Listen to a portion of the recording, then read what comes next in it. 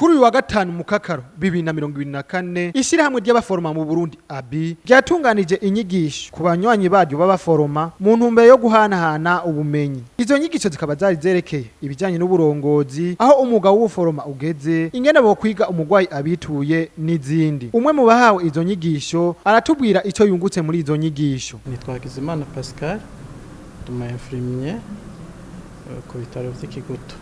Muri ino nyigisho nungutse ibintu bitari bike na cane ku bijanye n'ingene umuntu abwirizwa kuba intwari. Ikaba ari ikintu nkenerwa cane ku mu infirmier, ko murazi ko ariwe yakira abarwayi kuva bagishika, akabakurikirana mu bufasha bwose baronka, ndetse niyo bishitse bagataka ariwe abasezera bwa nyuma. Murumva yuko ico kintu gikeneye kuba uri intwari.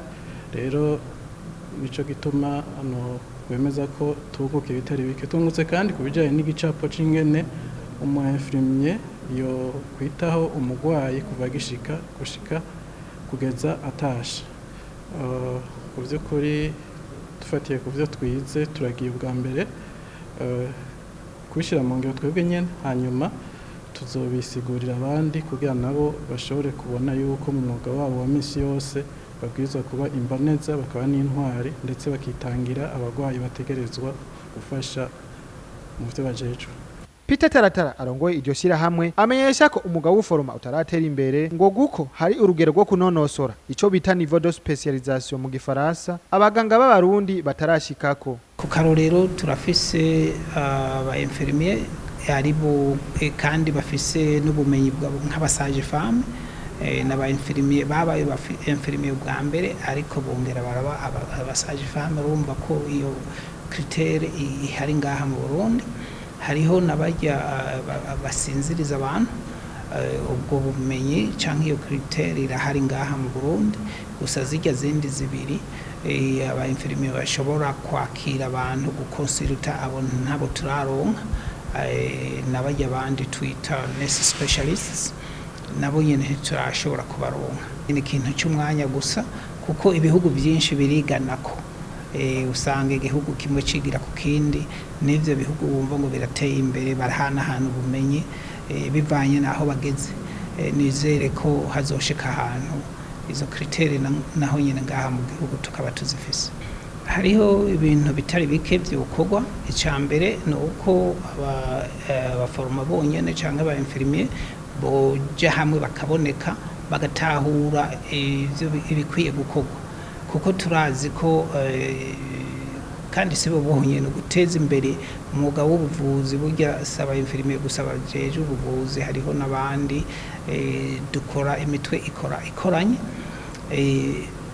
No kuvuga ko ico ni cambere, kuja hamwe bakitahura, bakamenya abandi baforoma ibindi bihugu aho bageze. Izindi ntambanyi ziri muri uwo mwuga ngo nuko atategeko rigenga abaforoma rihari ngaha mu Burundi, ukutoroherezwa muri uwo mwuga, uburyo buke n'izindi intambamyi. Ntituraronka ordre no kuvuga itegeko rigenga abaforoma canke aba infirmier n'abasage femme, kuko ntiriraja mu ngiro. Gusa ikintu kinezereje nuko mu mwaka itariki 16 z'ukwezi kwa mbere umukuru w'igihugu cy'u Burundi yarasinye iryo tegeko rishira mu ngiro ordre des infirmiers de sage femme. Gusa iyo uburongozi bw'iyo ordre nibwo butarajaho. Ubwo nabwo ndiribaza ko ubushikiranganje butujejwe buriko buravyiga ukuntu ubwo burongozi bwa ordre bwojaho. Ariko hariho n'ibindi hariho ibindi vy'uburyo, hariho ibintu vyo kutoroherezwa. Ku karorero nk'ubu ntiharagera ahantu nyene na formation zimwe turabona ko bitarakunda neza.